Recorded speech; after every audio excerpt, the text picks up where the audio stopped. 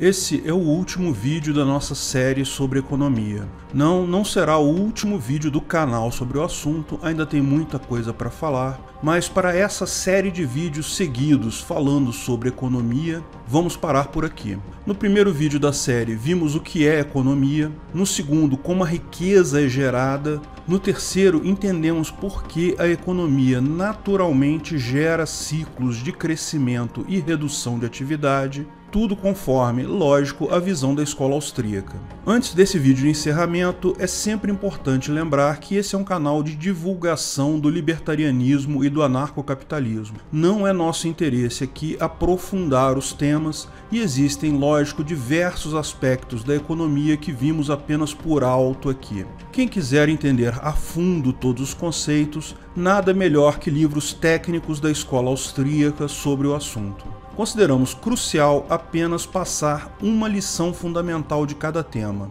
No primeiro vídeo, economia de verdade é a escola austríaca. O resto é uma mistura de astrologia com alquimia.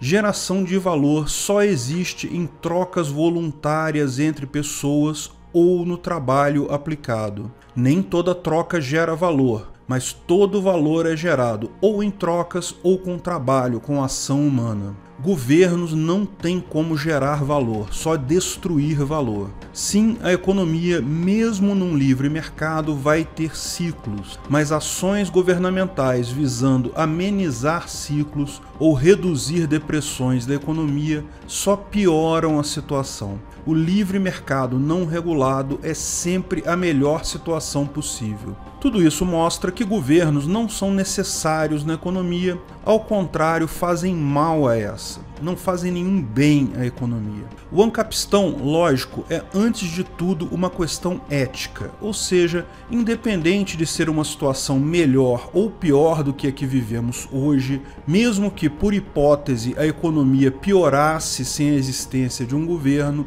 isso ainda não seria justificativa para escravizar pessoas, inventar regras aleatórias que as pessoas têm que obedecer ou roubar uma porcentagem da riqueza dessas pessoas. Não usar violência contra pessoas pacíficas está acima da economia melhorar ou piorar sem governo. Mas é muito bom saber que esse aspecto da nossa vida tende sim a melhorar. Nos vídeos anteriores mencionamos muito sobre o valor das coisas, mas não entramos em profundidade na moeda em si, no dinheiro, no real, no dólar, esses papeizinhos coloridos que o pessoal usa. Mas lógico, muito da nossa economia ainda gira usando moedas estatais como referência. Como explicamos no vídeo Sem Estado, quem vai emitir dinheiro, existem alternativas. Mas afinal, será que é uma alternativa melhor ou pior do que temos hoje? Antes de continuarmos o vídeo, aproveite para curtir e se inscrever na página. Clique no sininho para ser avisado de novos vídeos. Afinal, por que o Bitcoin mudou o jogo? Moeda é um conceito bastante simples e familiar para todo mundo. Todo mundo sabe o que é o dinheiro. É um indicador de valor convencional, aceito pelas pessoas em uma sociedade, que é usado para facilitar trocas. O dinheiro em si, a nota de real, as moedas, não tem valor por si próprio. A nota de real é só um pedaço de papel colorido. O valor do dinheiro vem do seu valor simbólico convencional na sociedade. Você só dá valor àquela nota de R$100 porque sabe que as outras pessoas vão aceitar trocar ela por produtos e serviços. E todas as pessoas em uma sociedade aceitam esse valor simbólico porque é algo que ajuda a todos a fazer negócios e criar riqueza para si. A ideia da moeda como facilitador de trocas é bem conhecida. Eu tenho 3 galinhas que não preciso, quero trocá-las por milho. Você tem um porco que não precisa, quer trocar ele por 3 galinhas. Numa sociedade em que existe apenas o escambo ou troca direta, não temos como fazer negócio. Eu não quero porco, eu quero milho. Agora, se nós dois concordarmos que o sal é algo perene, fracionável, fácil de carregar, você pode procurar alguma pessoa que tenha sal e queira um porco, trocar o seu porco por sal, me dar o valor em sal em troca das galinhas, eu uso o sal por minha vez para trocar ele por milho. nem eu nem você ficamos com o sal. O sal entrou apenas como um facilitador do negócio, como uma moeda de troca, mas que permitiu uma troca que antes seria impossível. Lógico, como muita coisa na sociedade humana, o dinheiro surgiu espontaneamente a partir do uso de materiais fáceis de trocar e portáveis. Qualquer que fosse o elemento mais fácil de trocar com outras pessoas numa sociedade se torna o dinheiro convencional daquela sociedade. Sal, gado, pedras, vários itens foram usados. Existem coisas que funcionam melhor como moeda, outras nem tanto. Uma boa moeda é perene, ou seja, não se oxida, não perde valor com o tempo. Ela também é portável, ou seja, é fácil de carregar, você não tem que levar um negócio pesado para fazer uma troca. É subdivisível, ou seja, permite comprar tanto coisas caras quanto coisas baratas. Mas mais importante que tudo na moeda é o seu valor convencional, ou seja, é a certeza que você pode usar ela para adquirir bens de outras pessoas. Que todos na sociedade concordam que aquela moeda tem valor. Por isso, embora qualquer coisa possa ser usada como moeda, pela comodidade, a tendência era o uso de pedras preciosas e, mais fortemente, de metais preciosos como o ouro ou a prata. Porém, a ideia do dinheiro puramente simbólico, ou seja, de usar algo que não tem valor por si só, é usado apenas como meio de troca, foi uma invenção estatal implantada gradualmente.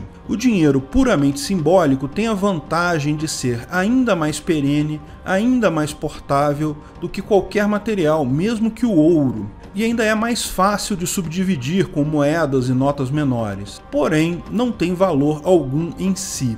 Pense no caso das galinhas e do porco. Imagine então que você trocou o seu porco por papeizinhos coloridos com alguém que queria um porco. Agora você quer usar esses papeizinhos coloridos para comprar minhas galinhas. Mas eu tenho medo. As galinhas têm valor real, eu posso comer elas, posso coletar os ovos delas. Mesmo o sal que usamos no exemplo anterior, eu posso usar o sal. Ele tem um valor por si só. O papelzinho colorido lastreado em honestidade de político não serve para nada, ele não tem valor por si só. Eu só vou aceitar esse papelzinho se eu tiver certeza que posso trocar ele por outras coisas de valor mais adiante. É basicamente por isso que o governo cria o que ele define como moeda de curso forçado. Não sei se você sabe, mas pelos rabiscos escritos no guardanapo sujo da máfia estatal, você é obrigado a aceitar reais se quiser vender alguma coisa em Banânia. Você pode aceitar cheque, você pode aceitar cartão de crédito, você pode aceitar até outras moedas, mas você é proibido de recusar pagamento em reais. Esse tipo de cuidado foi muito significativo e importante na implantação do papel moeda totalmente simbólico. Porém, lógico, com o tempo, os benefícios de se ter uma moeda simbólica convencional são enormes. As pessoas que fazem parte da sociedade concordam que é algo positivo acreditar em um papelzinho colorido ou outra forma qualquer de moeda simbólica, porque isso facilita muitos negócios. Permite acumulação de capital, permite investimento, empréstimos, enfim, são tantos benefícios para a economia, tantas facilidades para a realização de trocas, que vale a pena acreditar em dinheiro simbólico. Lembre-se, valor é criado em cada troca honesta e bem pensada feita entre duas pessoas. Se você tem um mecanismo que facilita a troca, isso é algo que gera naturalmente mais riqueza na sociedade. Hoje ninguém pensa, eu vou aceitar esse papelzinho colorido chamado real porque o governo vai obrigar outras pessoas a também aceitar esse papelzinho. Isso já virou um símbolo cultural e moral, todo mundo já sabe como funciona o dinheiro.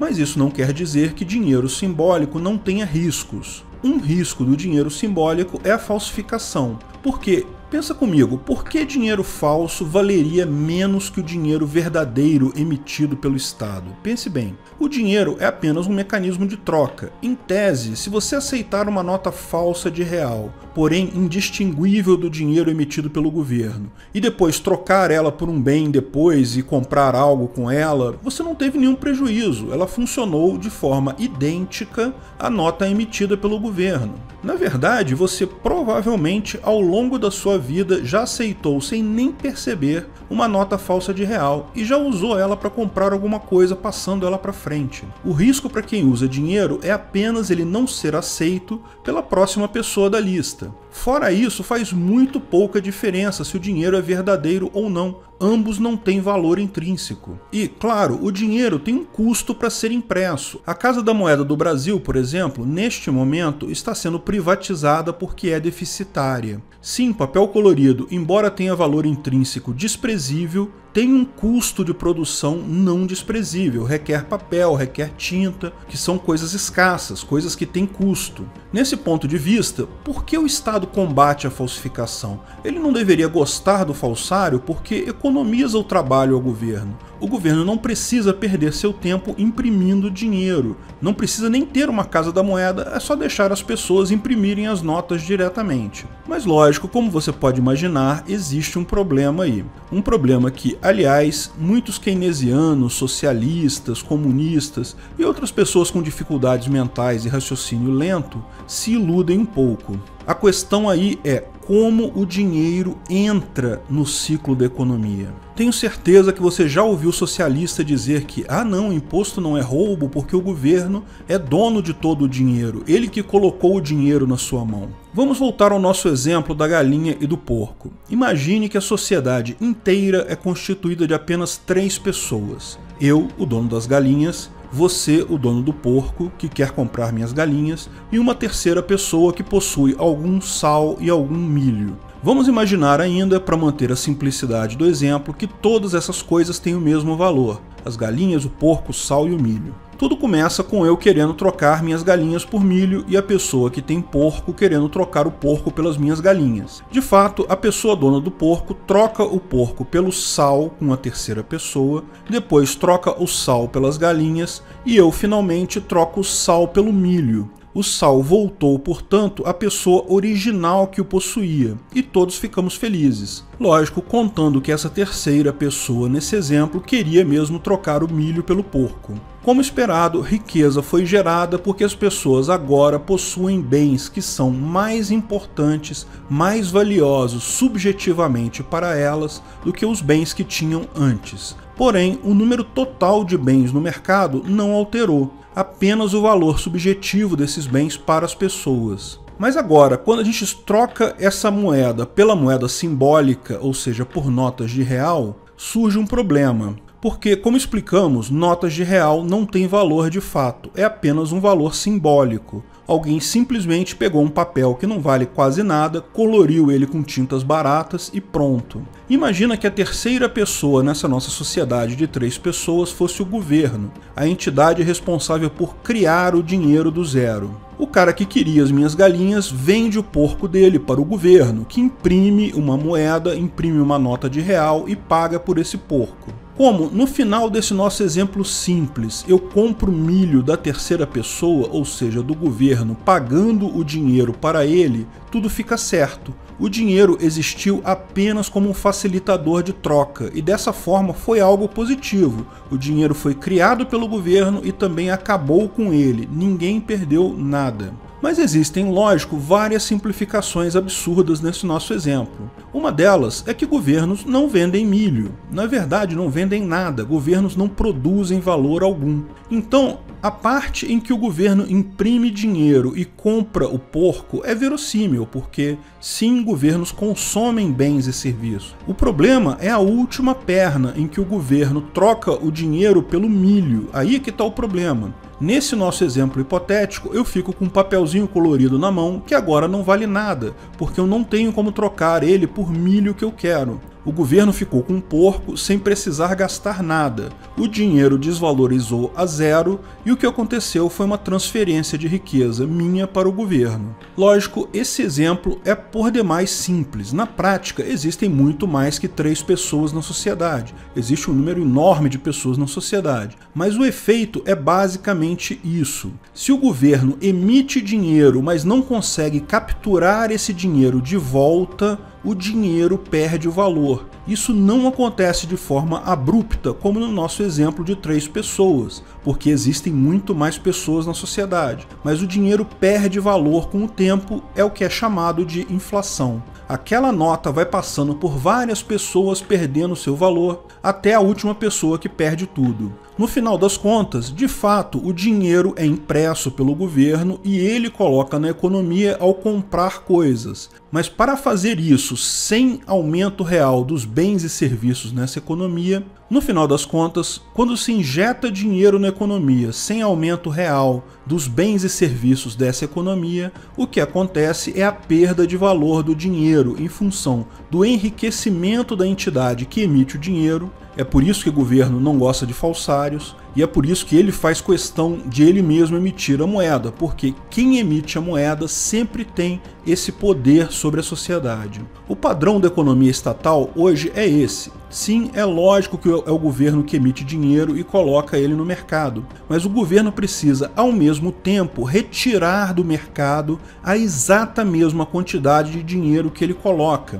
O governo não produz nada, ele não tem milho para vender, então ele rouba impostos. Ele precisa tirar da economia a mesma quantidade de dinheiro que ele imprimiu e colocou lá. Se não fizer isso, ou seja, se imprimir mais dinheiro do que ele consegue tirar do mercado, ele desvaloriza o dinheiro. Esse detalhe acerca exclusivamente do dinheiro simbólico faz com que socialistas e keynesianistas achem que o Estado não precisa arrecadar para gastar. De fato, ele pode imprimir dinheiro sempre que quiser, mas isso não muda o fato que, se o Estado não tirar dinheiro da economia na exata mesma taxa que coloca dinheiro lá, o dinheiro perde o valor. E se prestarmos atenção à transferência de valor de bens e serviços, não do dinheiro em si, fica claro que o governo rouba valor da sociedade exatamente na mesma taxa, via impostos, porque é o dinheiro que ele precisa tirar da sociedade para se manter. Lembra, mesmo que você considere que o governo está apenas retomando o dinheiro que ele mesmo imprimiu no momento que cobra impostos,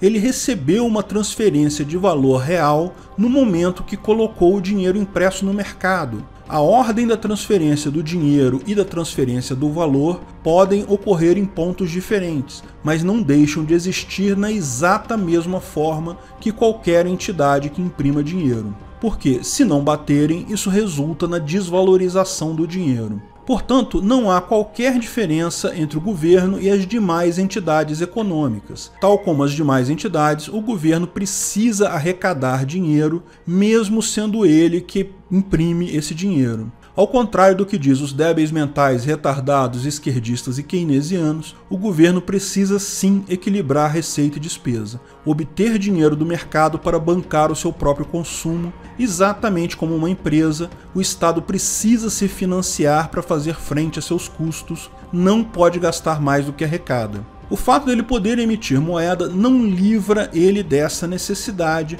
porque se ele não retirar o dinheiro do mercado na mesma taxa que coloca, ele desvaloriza o dinheiro. O problema do Estado é que ele não é diretamente afetado quando falha nisso. Como possui o poder, dado exclusivamente pela violência física, de poder exigir impostos sem qualquer contrapartida, ele pode não apenas extorquir e retirar dinheiro da sociedade a hora que tem vontade, como pode, quando quiser, imprimir mais dinheiro do que arrecada, deixando esse custo da desvalorização da moeda para a sociedade como um todo, para a economia, que vai micar com um papelzinho colorido sem valor na mão. É exatamente isso que vimos acontecer no passado várias vezes no Brasil, na época da inflação. Vemos acontecer hoje em dia na Venezuela, em vários outros países. Imprimir dinheiro é algo que fatalmente vai dar problema, mas vai dar problema para outras pessoas daqui a algum tempo. Para o governo, no momento atual, funciona muito bem. Existe, portanto, um enorme incentivo para governos imprimirem dinheiro a rodo. E é isso que muitos governos fazem. Nem sempre diretamente imprimindo dinheiro, mas de alguma forma aumentando a quantidade de dinheiro em circulação, como vimos no vídeo sobre ciclos econômicos. Isso sempre gera recessão ou inflação mais adiante. É sempre bom para o governo, não se iluda. Quem está no governo, quem emite moeda, sempre ganha com isso, mas para a economia, para o resto da sociedade, é algo ruim. A questão toda é que, como explicamos, dinheiro simbólico é algo muito útil para a economia.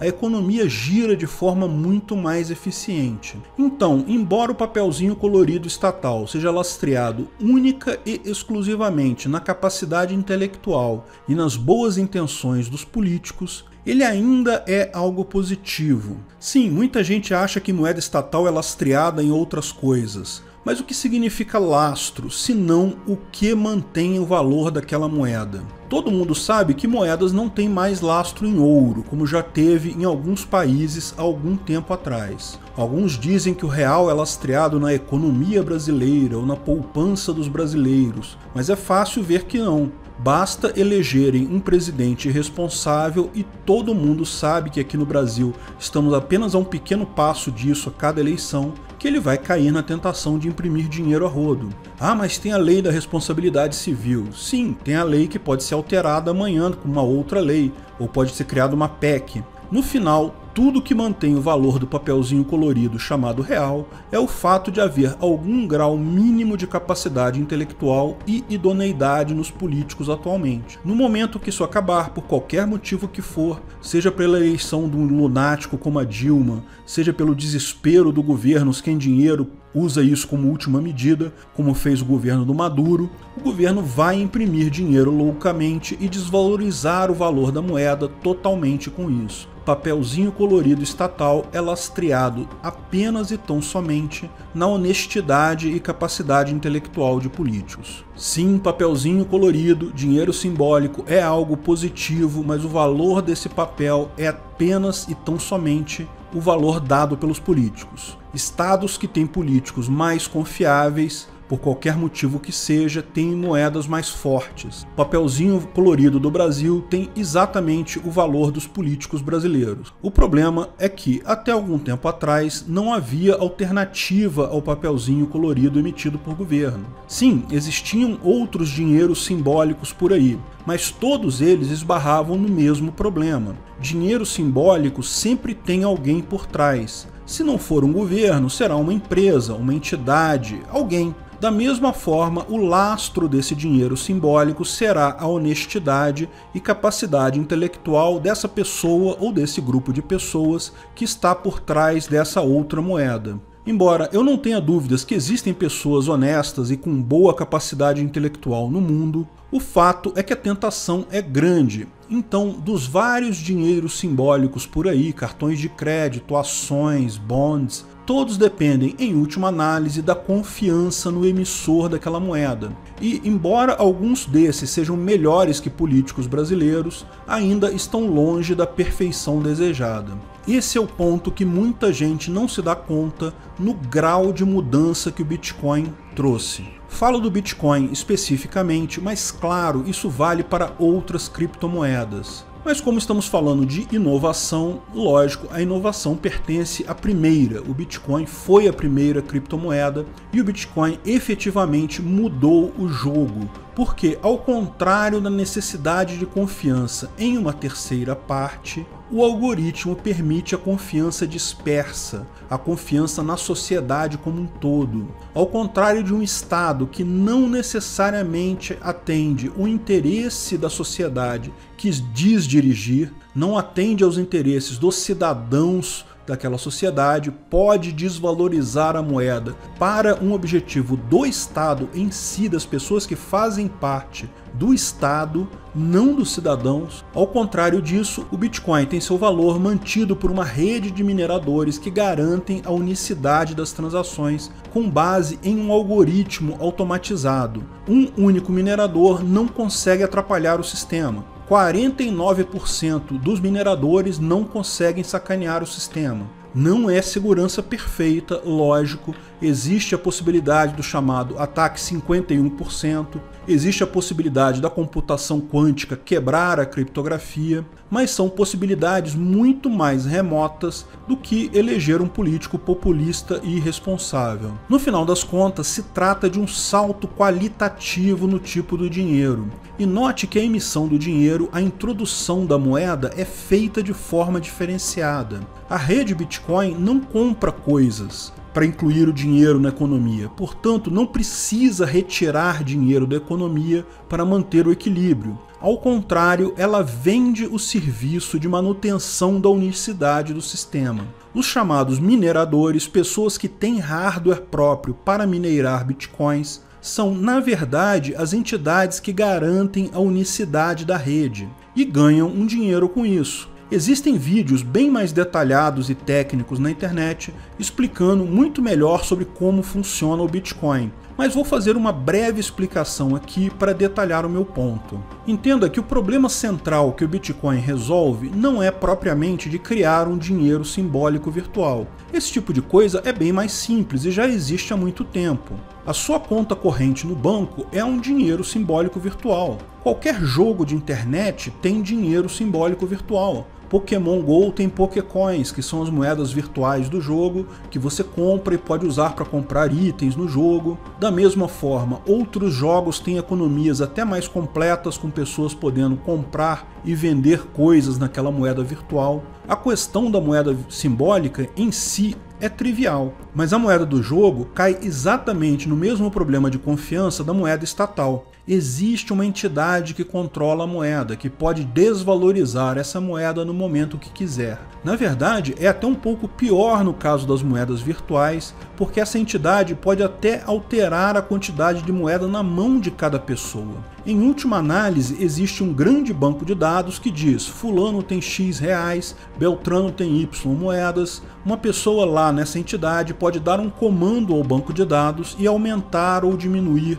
o número de moedas na conta de cada pessoa. No final das contas, o problema que existe é um problema de confiança. Se você confia na entidade que mantém esse banco de dados, está tudo bem. Mas no dia que essa entidade se voltar contra você, você perdeu seu dinheiro. A grande mudança estrutural do Bitcoin é justamente o fato de ter criado um meio de confiança disperso na sociedade, através da rede de mineradores. Veja, o banco de dados com quanto bitcoins cada pessoa possui, isso também existe no Bitcoin, com apenas 3 pequenas diferenças em relação a jogos tradicionais ou mesmo em relação à sua conta corrente no banco. Primeiro, a questão do anonimato. Não há uma ligação direta de você com a sua conta no Bitcoin. Você tem uma chave, tem um número de conta, mas saber que essa conta pertence a você, a menos que você diga isso, não é algo trivial. Então,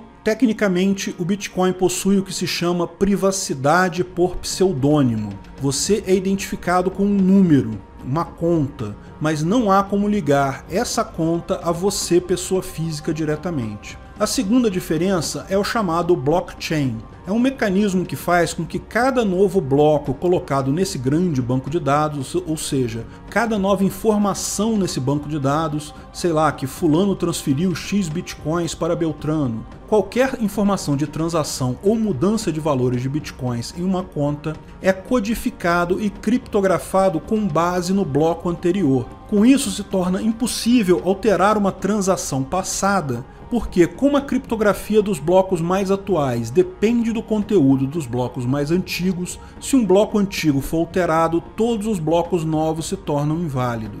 A terceira diferença é justamente a garantia de unicidade de transação, porque esse banco de dados do Bitcoin não está em um lugar só. Ao contrário, cada pessoa que instala um Bitcoin QT, um nodo do Bitcoin, tem uma cópia desse banco de dados inteiro com as informações de quantos bitcoins tem cada conta no mundo todo na sua própria máquina. Já vimos que eu não posso mudar uma conta no passado, porque o blockchain impediria isso. Mas eu ainda posso fazer um ataque chamado ataque de duplicidade. Se eu tenho na minha máquina uma carteira que diz que eu tenho um Bitcoin, eu poderia copiar essa carteira, esse banco de dados inteiro para uma outra máquina. Daí, de uma máquina, eu mandaria um Bitcoin para fulano, Da outra máquina eu mandaria 1 Bitcoin para Beltrano. Pronto, meu 1 Bitcoin virou 2 Bitcoins, porque eu dupliquei o meu banco de dados local. Eu não alterei transações passadas, eu apenas criei uma nova transação duplicada. Lógico, é preciso haver uma forma de impedir isso. Essa forma é exatamente o processo de mineração. Eu efetivamente consigo criar essas duas transações. Só que a cada X minutos acontece uma votação entre todos os mineradores do mundo pelo direito de definir o próximo bloco do blockchain. O minerador que conseguir resolver uma charada matemática específica naquele momento ganha o direito de fazer isso. Ele vai pegar todas as transações de todas as carteiras do mundo, verificar elas, colocar num bloco, criptografar e pronto. O bloco entrou na blockchain e agora não pode mais ser alterado. Mas veja, ao fazer essa verificação, ele vai pegar as minhas duas transações, a que eu mandei para fulano de um computador e a que eu mandei para Beltrano para outro computador. Ele vai perceber que tem uma duplicidade ali, porque eu só tinha 1 Bitcoin, não tem como eu mandar 2 Bitcoins no total. Uma dessas minhas transações será recusada. No final, esse processo impede a duplicação e garante que o banco de dados de todas as carteiras do mundo vai ter as mesmas transações e os mesmos valores. Como cada bloco o minerador ganha, ninguém tem o poder de mudar ou fazer coisas erradas nessa verificação. Isso ficaria evidente para os outros mineradores quando eles fossem verificar os outros blocos. O algoritmo ocorre de tal forma que o minerador faz um serviço, esse serviço de verificar a duplicidade, e ganha alguns bitcoins por isso. Além do que ele ganha já pelo algoritmo, ele ainda pode cobrar uma taxa de transação para fazer isso. Então repare que, ao contrário do governo que injeta moeda no mercado comprando bens e serviços e depois precisa retirar dinheiro do mercado para garantir o equilíbrio, o Bitcoin injeta dinheiro no mercado pela venda da prestação de um serviço, que é justamente o serviço de manutenção da unicidade da rede. Esse valor é fixo por algum tempo, definido pelo algoritmo. Depois desse tempo, esse algoritmo não vai dar mais recompensa e os mineradores serão pagos apenas pela taxa de transação, ou seja, é um serviço prestado. Ao contrário do governo, a rede Bitcoin presta um serviço bem definido e injeta dinheiro no mercado apenas por essa prestação. Ela não consome nada além desse serviço da rede. Isso garante um valor muito mais previsível no mercado. A possibilidade de alguém corromper a rede e alterar o algoritmo é desprezível. Literalmente, o que garante o valor do Bitcoin é o seu algoritmo, é a matemática. Lógico, junto com o interesse da sociedade em aceitar tal moeda. O Bitcoin não é perfeito. O tempo de transação é grande para pequenas quantias, existem questões sobre a escalabilidade desse banco de dados. Hoje ele já ocupa vários gigabytes de dados e ainda é uma moeda pouco usada. Imagina a quantidade de armazenamento necessário para substituir o dólar, por exemplo. Mas a ruptura é o fator central. E outras criptomoedas podem melhorar em cima disso, como já acontece na prática. A tendência é de se criar um mercado de criptomoedas que podemos escolher a mais eficiente para cada caso. De qualquer forma, criptomoedas estão anos à frente de moedas estatais em termos de estabilidade e previsibilidade. Só não vemos uma migração em massa ainda pelo fator cultural. Certamente é algo que está por vir. E não tenha dúvidas, o Estado vai perder uma das suas principais formas de controlar a sociedade, que é pelo controle da economia. Sem esse controle, estados como o que temos hoje, com tamanho enorme e tendência de regular um monte de coisas na sua vida, se tornam simplesmente inviáveis. É só questão de tempo até o Ancapistão estar muito mais claro do que já está hoje. Obrigado por assistir nosso vídeo. Comente abaixo se tiver dúvidas ou sugestões de novos temas.